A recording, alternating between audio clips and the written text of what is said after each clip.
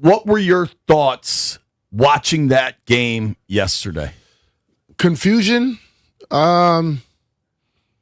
Just seemed like so many things are wrong. And I was listening, I think it was Denton who made this comment that it's probably a combination of these two different things where the coaching isn't getting there and then the players, just the right players aren't there as well. Offensively, you saw some guys try to show, Traylon Burks show that he could possibly be something moving forward. But it just seemed like defensively, everything goes wrong. I watch things where I understand people like to go to scheme and go to coaching, but I watch things that players are doing, and I'm like, what the hell is he seeing? You know, as a former player, and I talk to a lot of guys that played the game on defense too, their question is, what are they trying to do? And when you watch guys, I'm looking at Amon-Ra St. Brown go across the field and nobody is looking at him. Even if my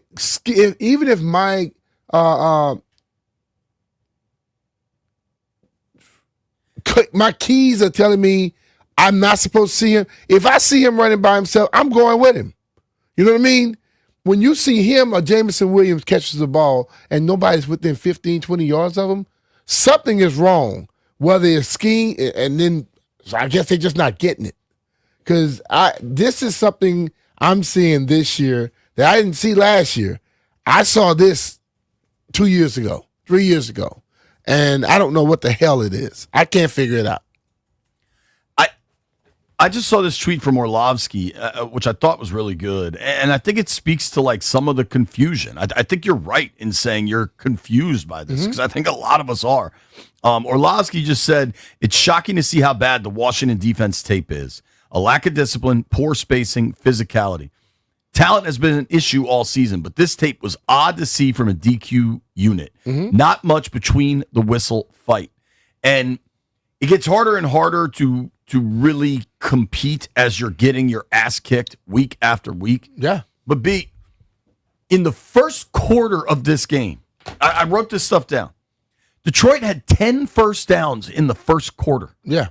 I mean, just astonishingly bad. When Jahmyr Gibbs caught that pass for the first touchdown, the 14-yarder, for weeks, months, everybody's been screaming about Bobby Wagner in coverage. That was Jordan McGee. That was your big answer. And there's no safety support. He ran just like what looked like a little arrow. McGee went out. He went in. Yeah. That's one of the easiest touchdowns Jahmyr Gibbs is going to score in his NFL career. I'll say this, and I know people like to look at the matchups with the linebackers and all. If you have a legitimate running back like a Jahmyr Gibbs, I don't give a damn who the linebacker is. He's not checking him one-on-one. I'm just being real about that. So it's not the person sometimes. It's the situation. And listen, Jay, we were talking in the kitchen, and we can get to Bobby, we can get to McGee, we can get to any of those. I'm going to tell you the problem with this defense. No pass rush. Zero. I don't give a damn if they're running man, if they're running zone. If you're not affecting a quarterback and moving him off his spot, an NFL quarterback is going to dice you up. And if you're not getting a pass rush, there's not a linebacker in this league, I don't care how fast he is going to check Jahmyr Gibbs. When Austin Eckler was healthy, he's not going to check him. Because the ultimate thing is these running backs are shifty as hell and know where they're going.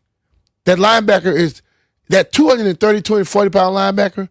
You get him move one way and you go the other direction, it's going to take us some time to catch back up. But the pass rush controls everything, and there is none. It's non-existent. And so, like, for me, there's just so many layers to everything that's happening. And I think it starts in the offseason. I think I said this repeatedly. I think it was a disjointed offseason. Like the roster construction, bringing everybody back, not a ton of investment. I mean, you spend some money on Kinlaw, but they're, maybe you need to spend on the edge, whatever it was. It doesn't really happen. You get into the regular season and the injuries immediately start to pile up. Then you've just got what looks like a lack of speed. I cannot, for the life of me, if you want my top frustration, and maybe that's the damn topic today. What are you most mad about? Because people's mad at list is so significant. For me, what I'm most mad about is just the refusal to try something different. Like, you are not getting home, to your point with pass rush. Jared Goff is a very good quarterback. I'm taking nothing against Goff, but his weakness is when you make him move his feet, when he's got dirty pockets, when he's got to move a hair, because that's not his skill set, right? Yeah. He never had to move. Yeah, he does it. There were 0 sacks, 0 TFLs. Generally, it's one thing if you don't get sacks, but as long as you're pressuring and hitting the quarterback, he dropped back 33 times yesterday. You know how many times he was touched? 5. 5 out of 33 dropbacks. Yeah. And that's just touching him even after the whistle.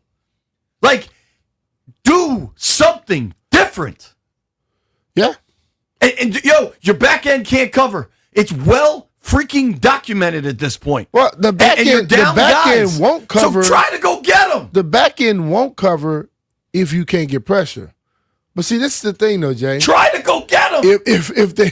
If you all of a sudden you see all the confusion in the backfield and you start blitzing, that's a bunch of big plays. They're giving up big plays anyway. I'm just saying it's. If they were bending and not breaking early in the year, I believe things they've tried different things. Nothing just works. See, I hear everybody say try something new. I'm watching the defense and I see something different from the week before, and you know what? Same result. So it's like they got to figure it out. What is it? We can lean on the scheme all the time, but then my thing is players. If it's in them, when do they get tired of it and adjust something? Von Miller after the game said the coaches have us prepared. We feel prepared. Something just doesn't click on the field when it's time to execute, and he's telling the truth because they're not executing. I mean, the numbers in this game are staggering. You can look at the big picture, which is losing by 3 touchdowns or more in 4 straight. You can look at just last night. They gave up 550 yards of offense. Yeah. 550. Now you got Dan Campbell thinking he's the guru of play calling down. Well, dude, you can't help but juxtapose 2 things, right? The Lions came in yesterday with a 5-3 record, but coming off a disappointing loss to Minnesota, where their offense, which is their superpower, right, is how much speed and skill they have on that offense, and it had been clunky. So you know what Campbell said? I'm gonna call the plays. Compare that to Washington, where you've got Dan Quinn, who's a defensive guy, and Joe Witt, who, whether it's his fault or not, he's at the top of the list. And Dan Quinn doesn't take over play calling. Like, Dan Campbell saw a problem, figured out a way to address it. Dan Campbell saw a problem. Dan Campbell has talent. Dan Campbell's playing against Washington. I'll start play calling that day, too. I get it. I totally get it. But I think what has fans most pissed off is, so we talked to DQ last night. He's like, listen, no big change. Nothing's going to happen till the bye. I'm on a flight to Madrid in less than 24 hours. And I can understand that. He's in the immediate moments following postgame. But they're setting this up to have to make a change at the bye week, which is now in less than a week. Like that game will be over 6 days from now, and it just, I think the lack of, it's not that Quinn doesn't take accountability. Yeah, he owns how bad they're playing. His frustration is obvious. He can't help but own it. It's right there. I mean, he's got no choice. But the thing of it, what I'm at is, I don't know what you can do right now. I know everyone wants a change. They want drastic stuff. They want you to go at everybody's head. I don't know what can be done at this present moment that's going to change what predicament they're in now.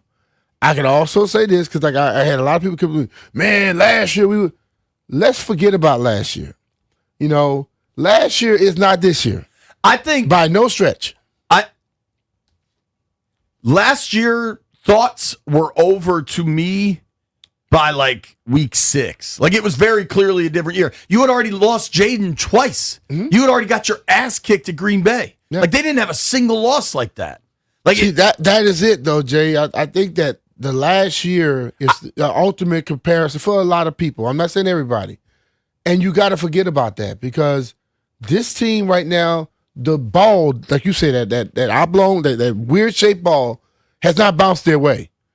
Everything that went right last year is going wrong this year. And people have to understand, right now, that team and this team are like night and day. bro, I think whatever expectations were through 6 weeks, I could understand it.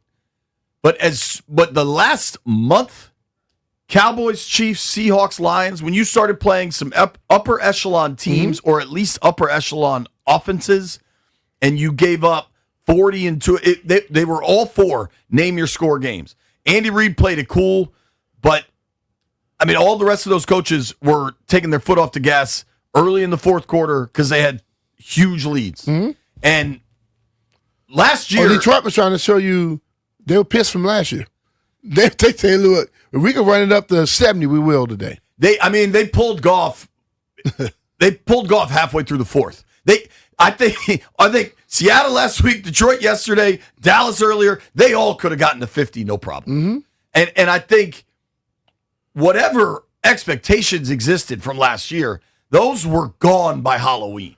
It became about survival. They should have been gone, but they're not gone completely with everybody's If there are people still thinking this is a NFC Championship caliber team, you're out of your mind. That's where the comparisons come from. I'm not saying that they expected it to be. They're still comparing it to those teams. I'm at the point now where like whatever like expectations, any of that is just it no longer is relevant. It's completely irrelevant. And I think what is most remarkable to me about yesterday compared to the Seattle game, Seattle was hot early. And I think Washington had so many coverage breakdowns that it was embarrassing, right? Yeah. Then you couple that with a fumble on a kickoff that allows the Seahawks to score twice in 11 seconds, and it's just boat race city, right? Yeah, and that reminds you of what? The championship game last year. Totally. There you go. So to that point, in the championship game, what killed them? Turnovers. The Seahawks game, turnovers. Yeah. They gave up 44 and 550 yards of offense yesterday without any turnovers. Yeah. They had a clean sheet. It is hard to get your ass kicked like that with a clean sheet. I seriously, it's hard to do that. Detroit never punted. Yeah, that was the fun. That was the thing that was very, very alarming to me. They never punted. And listen, man, I just think that things are not getting easier. And as you said, you got to try and do something different. They've tried different. You got to try and do something drastic now. Not different, drastic.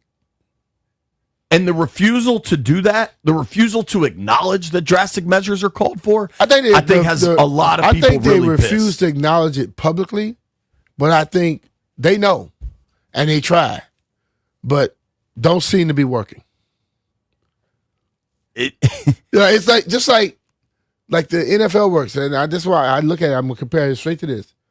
You ever notice when like someone makes a bad call, awful call, the public never hear about it? But the NFL does correct. They go out and correct it. I think it's the same thing. It's hard to speak against the people that you're working with on a regular basis. It's not good on defense right now.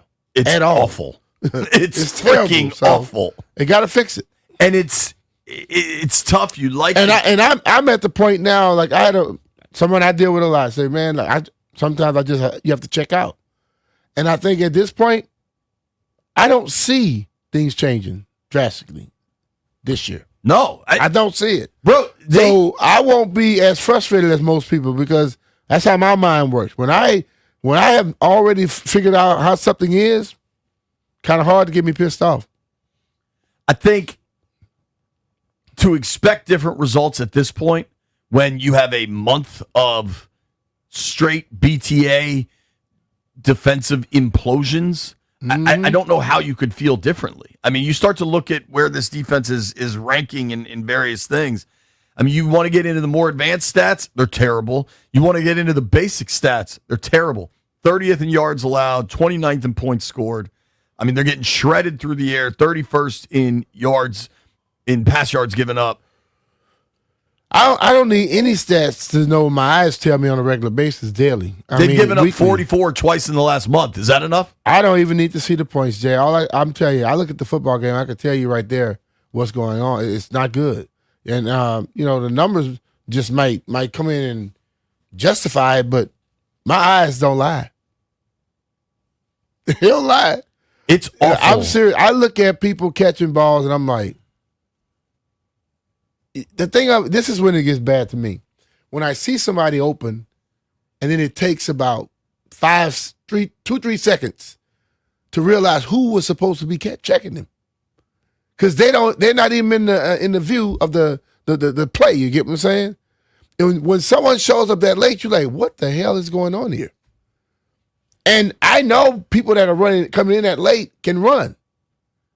And so it's like, where's the confusion at?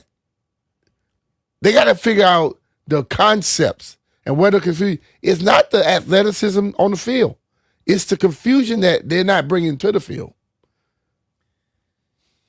B, if you look at some of the, I mean, just the numbers are so staggeringly awful. Detroit averaged 8 yards per play. Jahmyr Gibbs in this game had 15 for 142 on the ground with 2 touchdowns. He averaged 9.5 per carry. The guy that Ben Johnson refused to run. He had 3 catches for 30 yards and a touchdown. Mm-hmm. That's 172 yards on 18 touches. Mm-hmm. I mean, Jameson Williams got whatever he wanted, especially early in that third quarter. 6 for 119. Jared Goff, not sacked, barely touched, 25 of 33 for 320 with 3 touchdowns. Mm-hmm. I mean, hey, man, just as bad as you think it could have gone, and I don't think there were a lot of high expectations going into this thing. I think it went worse.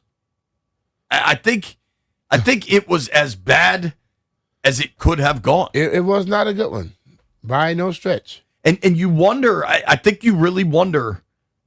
They play Miami this week in Madrid. We're going to Madrid Miami tomorrow. handled Buffalo, dude. And the NFL is a week-to-week league. You never know what's going to happen. Miami showed up yesterday. Maybe they don't show up next week.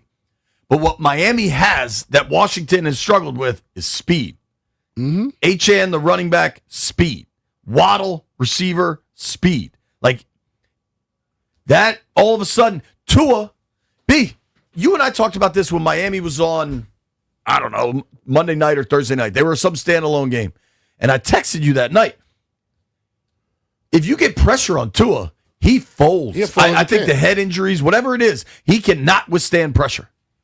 But when he has clean pockets, he can pick you apart. Oh, yeah. What does Washington provide quarterbacks? Clean pockets. Dude, you don't want to get too far down the line, but it is mid-November at this point. They're 3-7. They're not going to be favored, I don't think, in any game remaining on their schedule. Yeah. Maybe when they go to New York, because it might be Russ Wilson playing. They probably won't be favored. But that doesn't mean you can't win. I totally agree with that. Listen, bro. I'm just saying, starting to look at it. I'm going to go in the locker room here, and I think that players are going to have to get pissed off and have some come to Jesus meetings with each other to change up some stuff, because a lot of this stuff I see players can correct. Whether scheme or whatever, does it seem to you at this point that anybody's pissed off about what's going on? Guys in that locker room seem pissed, but I don't know that I don't know that it does anything. I'm saying like when you see somebody pissed, it's more than just, oh, I see it in the locker room. You see it in the locker room, you see it on the field, you see discussions with each other. I'm not saying people are going to be like fighting with each other, but you see a intensity come that I have not seen at this point.